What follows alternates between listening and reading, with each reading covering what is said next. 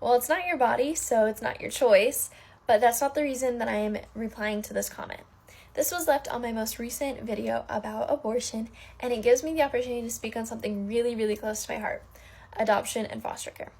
I sat down with one of my really good friends because I've had a lot of people go through both systems, and I was talking to her about foster care a while ago and about kind of her experience with it.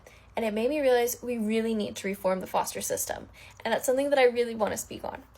We need to start prioritizing the child over reunification, because right now what's happening is we're prioritizing reunification with the family, and a lot of times that hurts the child a lot more. Sometimes it doesn't, and we want those kids to be put back with their families when they aren't going to get hurt. But a lot of times it does, and so it needs to be treated on a case-by-case basis as what helps the child the most. Then we also have the issue of people that are coming in and are fostering just because they want the money from the state, and in no way, shape, or form is that okay. So we need to work on that. I don't quite know how to combat that, but that is something that I'll be thinking a lot on, and I really want to find a solution for.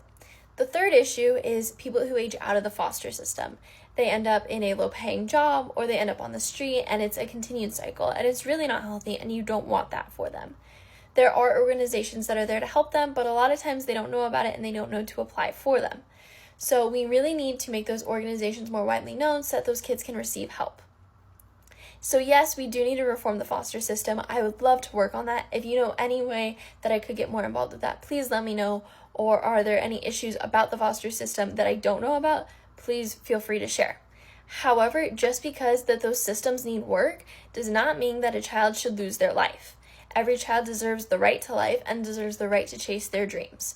It does not mean that for your convenience or because you just don't feel really prepared, you can just simply unalive them. That's not okay. We need to work on giving every child the right to life, but we do also need to work on reforming both of those systems.